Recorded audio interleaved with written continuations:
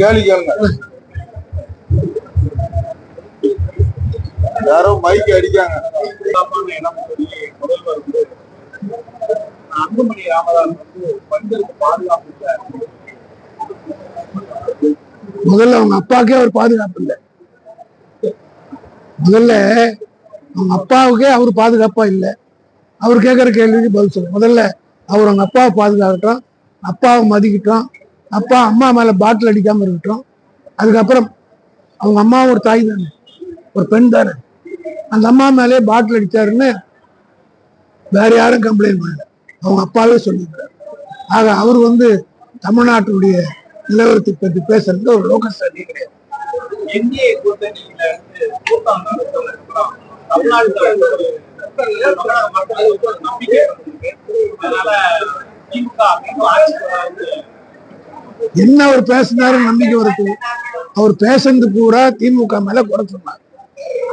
2024 நாடாளுமன்ற தேர்தலில் என்னென்ன குறைய சொன்னாரோ அதே குறையதான் மீண்டும் மோடி சொல்லிட்டு போயிருக்கார். அதனால புதுசா அவர் இன்னும் வாக்குறுதிகள் சொல்லல. அவர் ஏற்கனவே கொடுத்த வாக்குறுதியை காப்பாற்று. அதனால மக்கள் கேட்க போறாங்கிறதுக்காக வேற ஒண்ணுமே அவரால் பேச முடியல. என்ன செய்வோன்னு சொல்லிட்டு போனார். திமுக ஆட்சி போனோம், என்ன காரணத்துக்காக போனோம்னு சொன்னாரா? நாங்க மக்களுக்கு கொடுக்குறோமே நான் மகளிர் உரிமை தொகை அது தப்புன்னு சொல்றாரா? விடியல் பயணம் தப்புன்னு சொல்றாரா? புதுமை பெண் திட்டம் தப்புன்னு சொல்றாரா? ஸ்பெசிபிக்கா இருக்கணும் இல்ல, அது மாதிரி அவரால் சொல்ல முடியல. அவர்கள் அவர் வந்தது எதுக்காக வந்தாருன்னா, இங்க அதிமுக ஆட்சி கிடையாது, என்டிஏ ஆட்சி தான், எங்க ஆட்சி தான் சொல்லி உறுதிப்படுத்தி போறதுக்காக வந்தார். அதுதான் செஞ்சுட்டு போயிருக்காரு. ராமதாஸ் கல்வி கடன்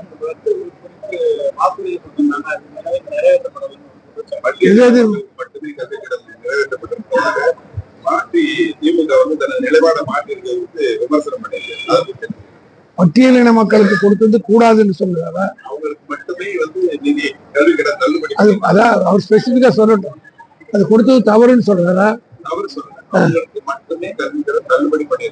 ஆக தள்ளுபடி செய்யப்பட்டு இல்ல தள்ளுபடி செய்யப்பட்டதுன்னு ஒத்துக்கிட்டாரு.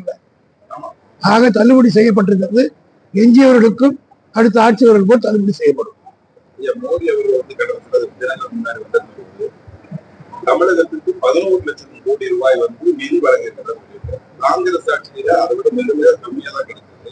ஆனா திமுக பொய்யான பிரச்சாரம் இப்படிதான் மோடி ஏமாத்துறாரு. 2014 ரூபாயினுடைய மதிப்பு என்ன, இன்னைய ரூபாயினுடைய மதிப்பு என்ன? ஒரே உதாரணம், அன்னைக்கு டாலருடைய மதிப்பு நம்முடைய ஏறத்தாழ 49 ரூபா இருந்தது, இன்னைக்கு 96 ரூபா. அப்ப அவங்க அப்பத்தை விட 3 மடங்காவது அதிகமா கொடுத்துருக்கணுமா இல்லையா? 2 பக்கமாக கொடுத்துருக்கணுமா இல்லையா? நீங்கெல்லாம் பத்திரிகையாளர்கள், நிருபர்கள் இந்த கணக்கு உட்கார்ந்து பாருங்க. அன்னைக்கு டாலருடைய மதிப்பு 46 ரூபா 47 ரூபா இருந்த போது ஒன்றிய அரசுல இருந்து என்னென்ன திட்டங்கள் தமிழ்நாட்டுக்கு வந்தது? இன்னைக்கு 96,000 ரூபாய் ஆயிருக்கு. இதனுடைய வேல்யூ எப்படி எக்ஸ்பிளைட் ஆயிருக்கும்? அதை போட்டு கணக்கு பார்த்தீங்கன்னா அதை விட கொடுத்தது போயவாதான்.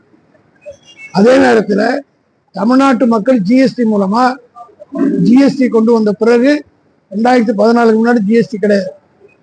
ஜிஎஸ்டி அமலுக்கு இவங்க ஆட்சியில் தான். தமிழ்நாட்டு மக்கள் கொடுத்த வரி பணம் எவ்வளவு, அதுல எவ்வளவு திருப்பி கொடுத்தாரு என்ற கணக்கே அவர் சொல்லியிருந்தா யோகியன் அர்த்தம். காங்கிரஸ் கட்சி நிர்வாகிகள் விமர்சனம் பண்ணியிருக்காங்க. அதனாலதான் நான் ஒரு ட்விட்டர்ல இப்ப போட்டிருக்கிறேன். அது எல்லா ஊடகங்களுக்கும் வந்திருக்கும். யாரும் திமுகவில் இருக்கிற யாரும் கூட்டணியை பற்றி பேசக்கூடாது. என்ன தலைமை கழகத்தின் சார்பாக அமைப்பு செயலாளர் முறையில் நான் ட்விட்டர்ல 8 மணிக்கு தான் நியூஸ் போட்டிருக்கேன். இது எல்லா பத்திரிகையும் நிச்சயமா. நான் ஏற்கனவே பல முறை சொல்லியிருக்கேன், தளபதி மு.க. ஸ்டாலினும் ராகுல் காந்தியும் எடுக்கிற முடிவு தான் இறுதி முடிவு. அது திமுக இருக்கவும் சொன்னாலும் சரி, காங்கிரஸ்ல இருக்கவும் சொன்னாலும் சரி, அது அவருடைய தனிப்பட்ட கருத்து. நான் சொல்லிட்டேன். அதை உறுதிப்படுத்துகிற வகையில் இன்னைக்கு தலைமை கழகத்தின் சார்பாக நான் ஒரு ட்விட்டர்ல செய்தி வெளியிட்டேன். பெண்களுக்கு மாதம் 2000 ரூபாய் வழங்கணும்னு சொல்லியிருக்காங்க. இப்ப 1000 ரூபாய் வழங்கிட்டு 2500 வழங்க போறதாக திமுக வழங்க போறதாக ஒரு தகவல் வந்து வலைதளங்கள்ல பரவிக்கிட்டு இருக்கு. தமிழ்நாடு நிதி சுமை அதாவது இலவசங்கள் எப்படியே வந்தாலும் ஏசியங்களுக்கு எல்லாம் நான் பதில் சொல்ல முடியாது. இது ஏசனே 2000 ரூபாய் 2500 ரூபாய் கொடுக்குறோம் செய்தி வந்திருக்குதுன்னு சொல்றீங்களா? அது வந்து அது ஏசியங்கள் வதந்திகள். ஆனால் இதே எடப்பாடி 2021 தேர்தலில் நாங்கள் 1000 ரூபாய் கொடுக்குறோம்னு சொன்னோடனே 1500 ரூபாய் கொடுக்குறேன்னு சொன்னார். அதுக்கப்புறம் தான் 10 தேர்தலில் தோத்துருக்கார். அவரை நம்ப மாட்டாங்க. நம்பகத்தன்மை யார் வாயிலிருந்து என்ன வார்த்தை தமிழ்நாட்டுக்கு தெரியும். திமுக சொன்னதை தான் செய்யும், செய்வதை தான் சொல்லுன்றது தமிழ்நாட்டினுடைய வரலாறு. அதனால நாங்கள் 1000 ரூபாய் கொடுப்போம்னு சொன்னோம், நம்பி ஓட்டு போட்டாங்க, வந்த உடனே கொடுத்தோம். இவர் 10,000 கொடுக்குறதுனால மக்க மாட்டாங்க. காரணம் ஒரு நாணயம் பெற்றவர், ஆட்சியில உட்கார வச்சு சசிகலாவே உள்ள அனுப்பியவர், கூட இருந்தவர்களை எல்லாம் ஓரம் கட்டியவர். ஆகவே இவர் அது மட்டும் இல்லை, பார்லிமெண்ட் தேர்தலில் கடுமையா பிஜேபி விமர்சனம் பண்ணார். இப்போது கூட்டணி ஆட்சியில எங்க ஆட்சி தான் சொன்னார். ஆனா திட்டவட்டமா அமித்ஷாவும் அதை என்டாஸ் பண்ற வகையிலே நரேந்திர மோடியும் இருமுறை வந்து சொல்லிட்டு போயிட்டாங்க, இங்கே என்டிஏ கவர்மெண்ட் தான். என்டிஏ கவர்மெண்ட்னா பிஜேபி கவர்மெண்ட். தமிழக வெற்றி கழகத்தில் ஒரு விஜய் நாளை பிரச்சாரத்தை துவங்குறார். தேர்தல் பிரச்சாரம். இந்த பிரச்சார துவக்கத்தின் மூலம் திமுக வாக்கு பாதிக்கிறது. திராவிட முன்னேற்ற கழகத்துடைய வாக்கு வங்கியை எந்த சக்தியாலும் தொட்டு கூட பார்க்க முடியாது. நாங்க எந்த சக்தியை நம்பி இருக்கிறோம்.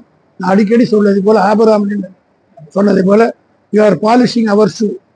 திமுகவை பொறுத்தும் எங்கள் கட்சி நாங்கள் செய்தது நிறைவேற்றிருக்கிறது. இதை மக்கள் மத்தியில் சொல்லி எங்கள் வேலையை நாங்கள் செஞ்சுக்கிட்டு இருக்கிறோம். மற்ற விமர்சனத்தை பற்றி கவலையும் இல்லை, யார் எதை பற்றி சொன்னாலும் கவலை இல்லை. மக்களோட எங்களோடு இருக்கிற மக்கள் தொடர்ந்து 2019 எங்களுக்கு வெற்றி மேல் வெற்றி கொடுத்துட்டு இருக்காங்க.